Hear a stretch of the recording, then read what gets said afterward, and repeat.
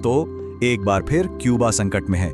America के तट से पता है सिर्फ कुछ ही मील दूर एक ऐसा ड्रामा चल रहा है जिसकी कहानी आज की नहीं बल्कि एक सदी से भी ज्यादा पुरानी है।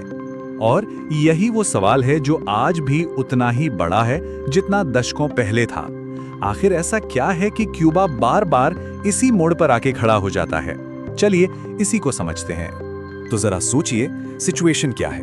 पूरे देश में बत्ती गुल, पेट्रोल पंपों पर लंबी लंबी लाइनें हैं या यूं कहें कि वो सूखे पड़े हैं। जरूरी दवाइयां तक मिलना मुश्किल है। और इसी बीच समंदर में अमेरिकी नौसेना गश्त कर रही है और दूसरी तरफ से एक रूसी तेल टैंकर क्यूबा की तरफ बढ़ रहा है। कुछ याद आ रहा है?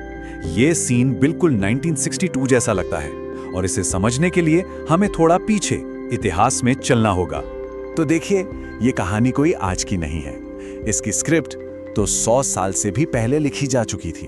उस वक्त जब क्यूबा सिर्फ एक कॉलोनी था और अमेरिका दुनिया की एक नई सुपर पावर बन रहा था। लगभग 400 साल की स्पेनिश गुलामी के बाद 1898 में अमेरिका ने क्यूबा को आजादी दिलवाने का वादा किया।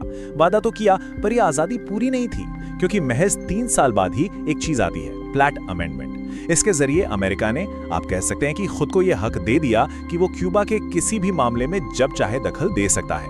और बस इसके बाद तो बतीस्ता का दौर शुरू हुआ, जब क्यूबा एक तरह से अमेरिकी कंपनियों और उनके फायदों का प्लेग्राउंड बनकर रह गया। ये प्लैटर अमेंडमेंट सिर्फ कोई मामूली कागज का टुकड़ा नहीं था। नहीं, ये कानूनी हथियार था जिसने अमेरिका को क्यूबा की राजनीति, उसकी अर्थव्यवस्था, मतलब उसके पूरे भविष्य पर कंट्रोल करने की खुली छूट दे दी। और यहीं से वो चिंगारी भड़की जो आगे चलकर एक बड़ी क्रांति की आग बनने वाली थी। तो दशकों तक ये अमेरिकी कंट्रोल चलता रहा, लेकिन फिर क्यूबा की किस्मत में एक ऐसा भूचाल आया जिसने सब कुछ हमेशा के लिए बदल कर रख दिया। ये बदलाव ऐसा था जैसे किसी ने लाइट का स्विच ऑन से ऑफ कर दिया हो। एक तरफ था बतीस्ता का क्यूबा, जो अमेरिकन टूरिस्ट्स, कसिनो और बड़ी बड़ी कंपनियों के लिए एक जन्नत था। और फिर फिदेल कास्ट्रो आए और उन्होंने आते ही इन सारी कंपनियों की छुट्टी कर दी, सबको देश से बाहर निकाल दिया। ये अमेरिका के मुंह पर एक सीधा तमाचा था, एक खुली चुनौती। अब अमेरिका चुप तो नहीं बैठने वाला था। उनकी प्रतिक्रिया बहुत तेज थी। बे ऑफ पिग्स इन्वेजन। CIA ने कास्ट्रो के खिलाफ लड़ने वालों को तैयार किया, ट्रेनिंग दी, लेकिन यह हमला एक बड़ी नाकामी साबित हुआ, बुरी तरह से फेल। ये सिर्फ एक मिलिट्री हार नहीं थी, ये पूरी दुनिया के सामने अमेरिका की जबरदस्त बेइज्जती थी। तो जब सीधा हमला काम नहीं आया तो अमेरिका ने अपना तरीका बदल लिया। अब लड़ाई सामने से नहीं बल्कि पर्दे के पीछे से लड़ी जानी थी। एक सीक्रेट ऑपरेशन लॉन्च हुआ, नाम था ऑपरेशन मंगूज। इसके तहत CIA ने क्यूबा की अर्थव्यवस्था को तोड़ने के लिए एक खुफिया जंग छेड़ दी।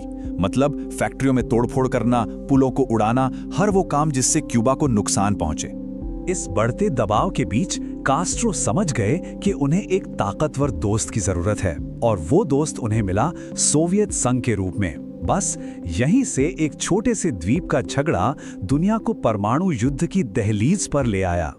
लेकिन ये सब समझने के लिए हमें एक कदम और पीछे जाना होगा। अमेरिका ने क्या किया था? उन्होंने सोवियत संघ के ठीक बगल में तुर्की में अपनी परमाणु मिसाइलें लगा दी थी। जाहिर है ये मॉस्को के लिए एक बहुत बड़ा खतरा था जिसे वो नजरअंदाज नहीं कर सकते थे। तो सोवियत संघ ने इसका जवाब दिया अमेरिका के ही पिछवाड़े में। उन्होंने चुपके से क्यूबा में अपनी परमाणु मिसाइलें लगा दी। ये मिसाइलें इतनी पास थीं कि वॉशिंगटन और न्यूयॉर्क मिनटों में तबाह हो सकते थे।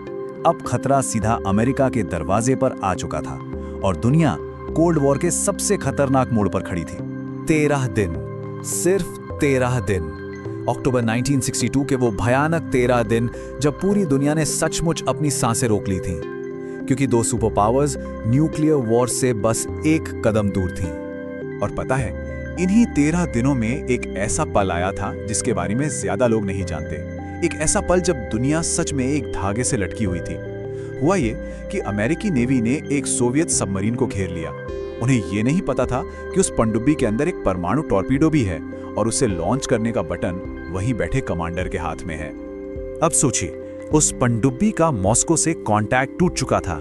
कमांडर लॉन्च करने के लिए तैयार था, लेकिन नियम यह था कि लॉन्च के लिए 3 सीनियर अफसरों की सहमति जरूरी है। 2 तो तैयार थे, लेकिन एक तीसरा अफसर था, वासिली आर्खिपोव, जिसने ना कह दिया। बस उस एक ना ने दुनिया को परमाणु तबाही से बचा लिया। तो चलिए परमाणु युद्ध तो टल गया, लेकिन अमेरिका और क्यूबा के बीच की दुश्मनी वो खत्म नहीं हुई। ये बस एक नए और बहुत लंबे ठंडे दौर में चली गई, एक ऐसा गतिरोध जो दशकों तक चलने वाला था। और अमेरिका ने कास्ट्रो को हटाने की कोशिशें कभी नहीं छोड़ी। ये आंकड़े देखिए जरा, 650 से ज्यादा बार कास्ट्रो को मारने की कोशिशें हुई। लगभग 60 साल तक क्यूबा पर आर्थिक पाबंदियां लगी रहीं और इस दौरान अमेरिका में 11 राष्ट्रपति बदल गए, लेकिन फिदेल कास्ट्रो अपनी जगह पर बने रहे। सोचिए, दुनिया की सबसे बड़ी सुपर पावर के लगातार दबाव के बावजूद फिदेल कास्ट्रो ने लगभग 50 साल, जी हां 50 साल तक राज किया। उन्होंने न सिर्फ अपनी सत्ता बचाई, बल्कि क्यूबा को अपनी कम्युनिस्ट विचारधारा की एक जीती जागती लेबोरेटरी बना दिया। तो इस सब इतिहास को ध्यान में रखते हुए चलिए अब वापस आज की स्थिति पर आते हैं। तो आज जो हो रहा है उसे देखिए। इसमें इतिहास की गूंज साफ सुनाई देती है। अमेरिकी नौसेना की गश्ती ये बिल्कुल 1962 की नाकेबंदी जैसी है। क्यूबा में ईंधन की जो कमी है वो उन्हीं दशकों पुरानी पाबंदियों का नतीजा है। और मदद के लिए जो रूसी जहाज आ रहा है वो क्या बताता है? यही कि पुराने दोस्त आज भी दोस्त हैं।